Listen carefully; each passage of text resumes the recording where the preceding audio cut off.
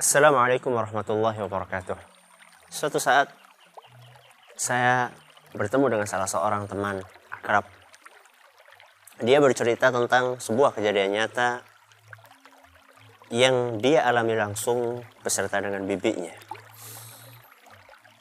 Ceritanya suatu hari dia diajak oleh bibinya untuk berkunjung ke rumah salah seorang wali dalam tanda kutip. Sesampainya di sana, tamu putri dan putra dipisah. Tamu putra duduk sendiri di sebuah ruangan dan tamu putri duduk sendiri di sebuah ruangan.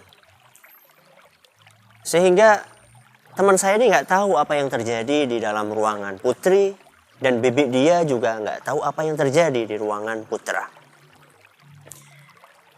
Setelah selesai kunjungan tersebut, teman saya bertanya kepada sang bibi. Kata teman saya, "Bi, apa tadi yang dilihat di tempatnya sang wali?"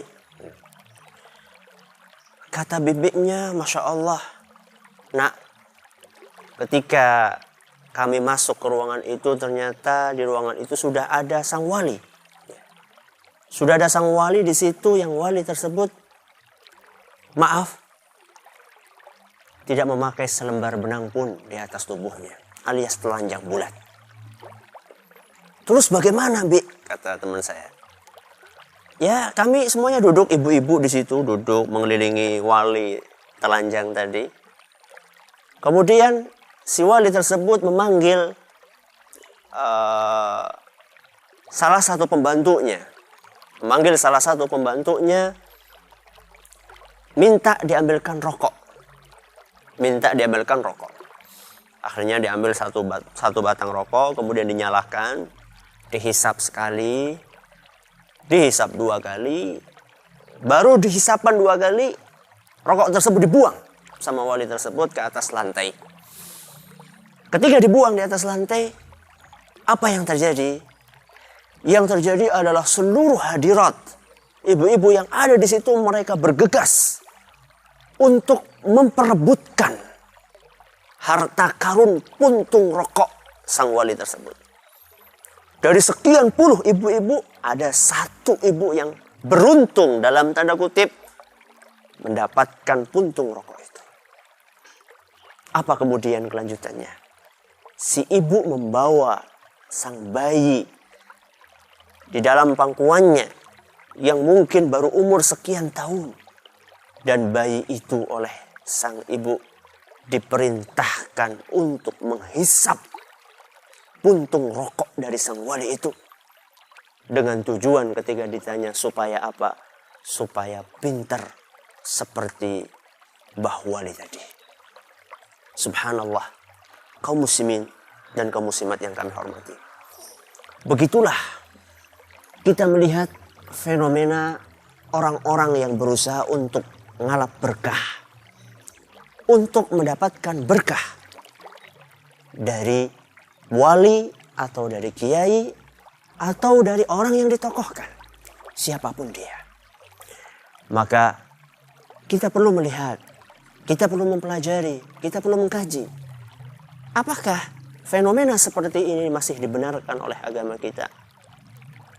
Karena kenyataannya masih banyak di antara kaum muslimin yang melakukan hal-hal tersebut. Mari kita buka dalam Al-Quran.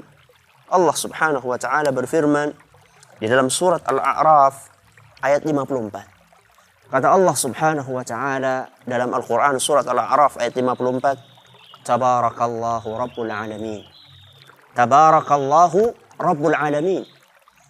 Kata para ulama tafsir, di antaranya Ar-Razi, As-Samarqandi, Ibnu Qayyim dan yang lainnya, ayat ini adalah merupakan ayat yang menunjukkan bahwasannya keberkahan itu adalah dari Allah subhanahu wa ta'ala. Dan tidak diminta kecuali dari Allah. Makanya ketika kita membaca tahiyat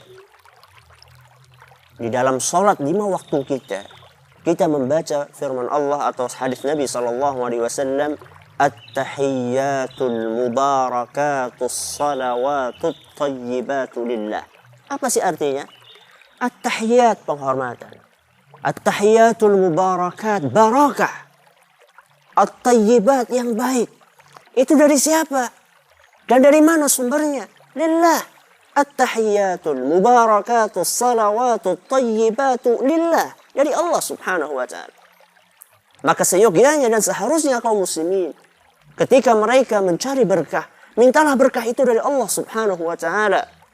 Makanya dalam sebuah hadis yang diriwayatkan oleh Imam Bukhari, Nabi kita Muhammad sallallahu alaihi wasallam bersabda, al-barakatu minallah. Barakah itu dari Allah. Jadi manakala seorang muslim ingin mendapatkan berkah, seharusnya dia meminta berkah tersebut dari Allah subhanahu wa ta'ala. Mungkin ada di antara kaum muslimin yang bertanya, bukankah para sahabat dulu mereka ngalap berkah dari Nabi kita Muhammad sallallahu alaihi wasallam? Bahkan diceritakan ketika Nabi sallallahu alaihi wasallam berwudu, para sahabat Nabi sallallahu alaihi wasallam mereka berebut bekas air wudunya Nabi sallallahu alaihi wasallam.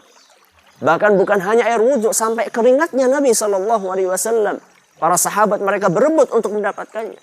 Bukankah itu menunjukkan bolehnya ngalap berkah dari selain Allah subhanahu wa ta'ala? Kita katakan betul. Tapi hal tersebut kata para ulama adalah merupakan khusus buat Nabi sallallahu alaihi wasallam. Sebagaimana dijelaskan oleh Imam Ibnu Rajab rahimahullah dalam beberapa kitabnya, beliau menjelaskan bahwa ngalap berkah dari sosok seseorang person itu adalah merupakan kekhususan Nabi kita Muhammad sallallahu alaihi wasallam. Buktinya apa? Itu kan klaim. Apa dalilnya bahwa itu khusus untuk Nabi SAW?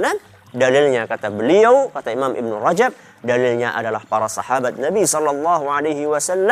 Mereka tidak ngalap berkah kepada selain Nabi SAW.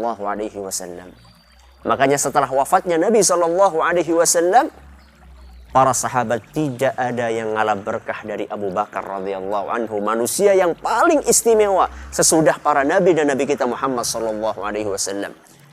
Dan juga para tabi'in, ya. Para tabi'in mereka juga tidak ngalap berkah dari para sahabat Nabi sallallahu alaihi wasallam.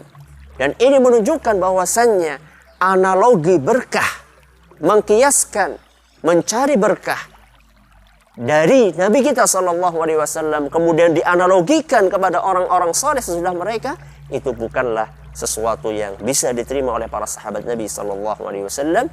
Sehingga kalau Anda ingin mendapatkan berkah, mintalah dari Allah subhanahu wa ta'ala. Niscaya kehidupan Anda akan senantiasa diliputi keberkahan. Semoga yang sedikit ini bermanfaat. Wallahu ta'ala a'la wa a'lam. Assalamualaikum warahmatullahi wabarakatuh.